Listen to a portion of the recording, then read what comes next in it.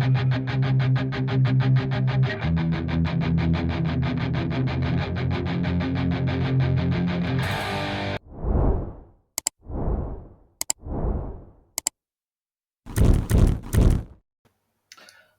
and welcome back to the David67 Celtic News YouTube channel. A wee bit of a delayed video today in relation to the main news story, which is Celtic have made a formal bid for Adam Idah of Norwich, and I was just waiting for all the various stories and rumours and bids and counter stories all to settle down before I did a video, rather than having to do one video and then a few hours later having to do a clarification or a correction. So instead have delayed the video until later in the day. So, as I said at the start of the video, Celtic apparently have made a formal £4 million plus add-on bid for Adam Idah to Norwich. Later stories have said that Norwich have rejected that bid, and it would appear that Norwich don't actually have an asking price as such for Adam Idah. A lot of the websites and Sky Sports, etc., are saying that Norwich at this time are assessing their squad, with them having had a change of manager, and that currently the new manager is keen to keep Adam Idah at Norwich, at least for the duration of the bulk of the pre-season, so that he can assess whether he wants to keep Idah, whether he wants to keep the other strikers, who he wants to bring in, whether he wants to bring Sidney van Hooijdonk back to the club from Bologna, as it would appear that Van Hooijdonk may well be surplus to requirements now at Bologna, which of course would open up Celtic to potentially signing Sidney van Hooijdonk, which was rumoured to be on the cards both in the winter window and last summer's window. Now, there are some of the websites and fan sites and journalist sites that are saying that Norwich want 6 million. Some are saying that Norwich want 8 million. Another one suggesting that it may be 9 million that Norwich want. But there does seem to be a consistency that Norwich are not looking to sell Idah at this time. They have him for 4 more years of his contract, and that no matter how much Adam Idah wants to come to Celtic, and no matter how much Brendan Rodgers wants Adam Idah to come to Celtic, Norwich hold his contract for 4 more years. They have all the aces in their hand, and they can dictate whether Idah does or doesn't leave Norwich, because Norwich will be still benefiting from Sky TV parachute payments from previous times in the English Premier League. Again, it means they are not a club who are desperate for money, although they may well be looking to add to their squad or improve their squad to get through to promotion, unlike last season when they lost out in the first round of the playoffs. So it does indicate that Celtic are very much looking to buy players. The stories suggesting that Celtic have made this 4 million plus add-on bid for Idah to Norwich does appear to have been confirmed by multiple different sources and has appeared to have been ratified by Sky Sports. And so it does look like Celtic are genuinely in the market to sign Adam Idah, although at this point it looks like the 4 million plus add-on bid has been turned down, and it also, to me, would appear that Norwich are saying we're not selling Adam Idah at any price currently. Whether a bid of 8 or 9 million might tempt Norwich to change that opinion and release him now is a different matter. Personally, I'm not convinced that Idah is worth any more than 4 or 5 million, 6 million at the absolute very tops.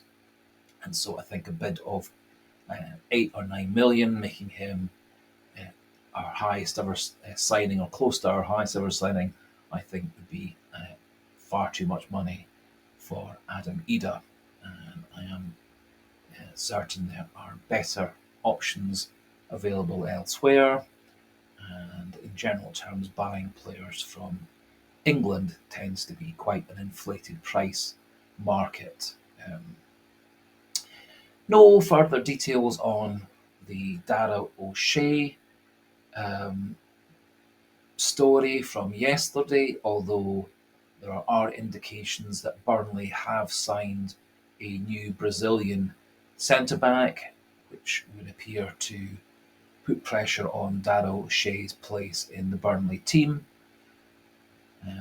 But that story has been yet to be confirmed, nor whether Burnley are looking to keep O'Shea or whether they are looking to sell him on. Also, whether O'Shea would want to come to Celtic or whether he'd prefer to battle it out for Burnley to see if they can get promoted back to the English Premier League again, as Burnley have been a team that's been yo-yoing up and down between the English Championship and the English Premier League recently. Some further news on the Paulo Bernardo story. The news stories coming out of the Portuguese football press is that the supposed hold-up between Celtic and Benfica being Paulo Bernardo's wage demands now appears to have been rubbished, and it would appear instead to be that Celtic and Benfica are still negotiating over a price and add-ons and percentages and this, that, and the other, and that Paulo Bernardo is just calmly waiting until Celtic and Benfica thrash out all the finances, and then he'll come to Celtic to discuss his potential salary demands and contract demands. And so this does seem to make much more sense. It would appear that Celtic had been looking at offering 3.5 to 4 million plus add-ons for Paulo Bernardo. It looked like Benfica were instead valuing Paulo Bernardo nearer to 6 million. And so I think it's probably the two clubs are thrashing out where what the maximum Celtic's willing to offer and what the minimum Benfica's willing to offer, whether any percentages for sell-ons, and other transfers, etc., would move things in favour of Celtic or Benfica. So it does look like Celtic are again actively seeking Paulo Bernardo as our summer transfer signing, and they are still deep in negotiations with Benfica for that one. One definite player leaving Celtic is Rocco Vata, our 19-year-old Republic of Ireland international who's been playing for the academy and then the B team, and did have some brief first team experience last season as a sub and also in the Cup playing against Bucky where he scored. Rocco Vata turned down several new contracts at Celtic, and those contracts did seem very, very generous for a player of 19 who had yet to prove himself on a week-in, week-out basis at a higher level. However, he has been in negotiations with a number of clubs, but he has now apparently signed for Watford in the English Championship on a permanent deal.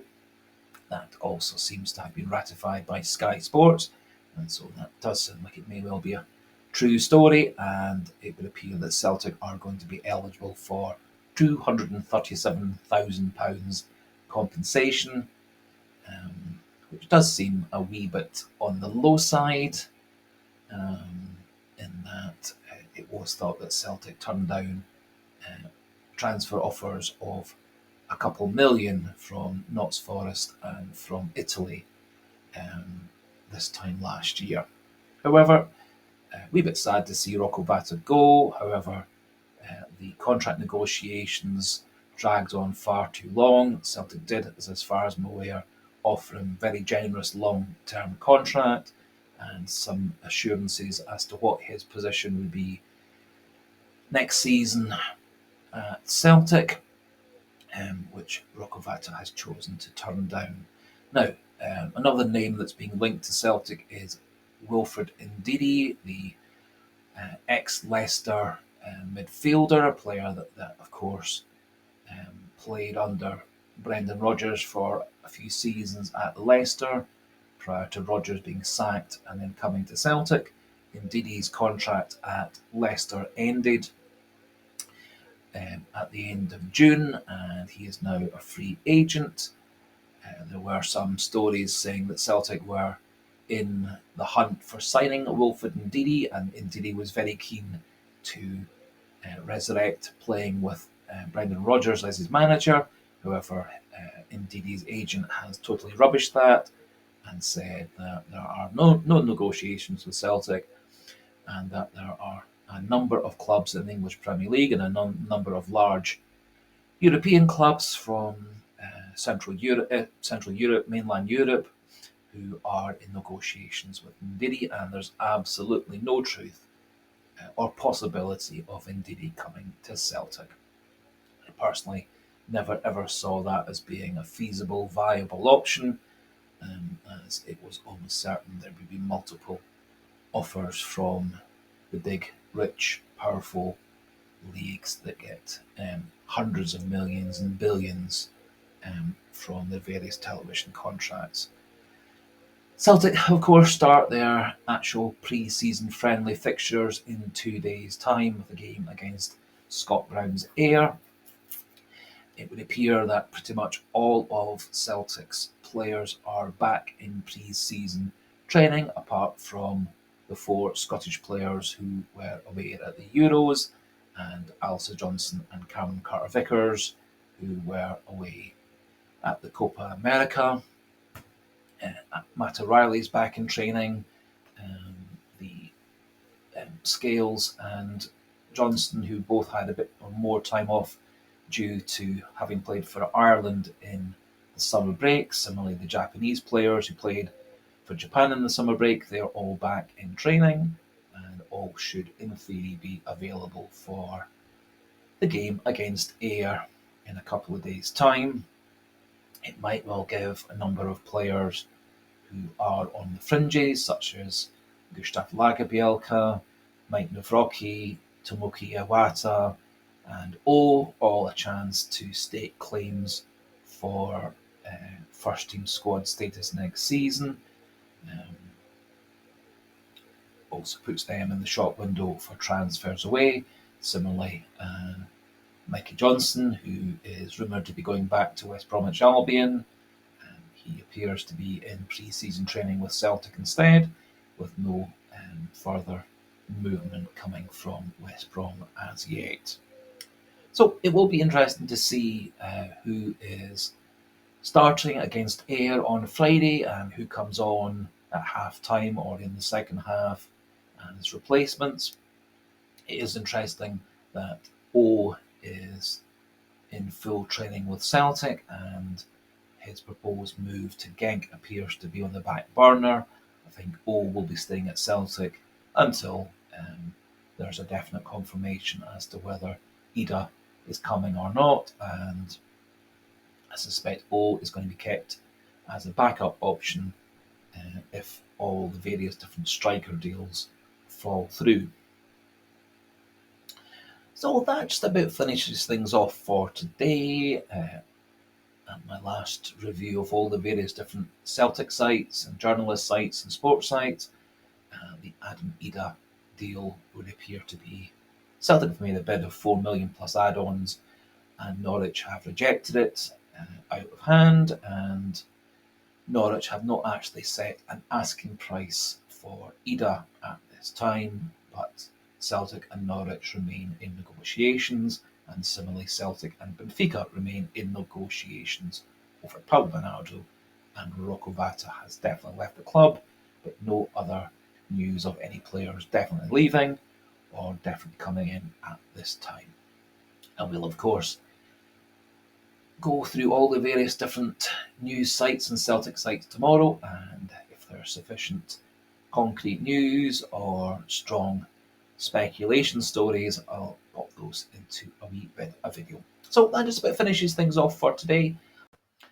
So just to finish off, a wee reminder, if you have liked the video, please do click that like button.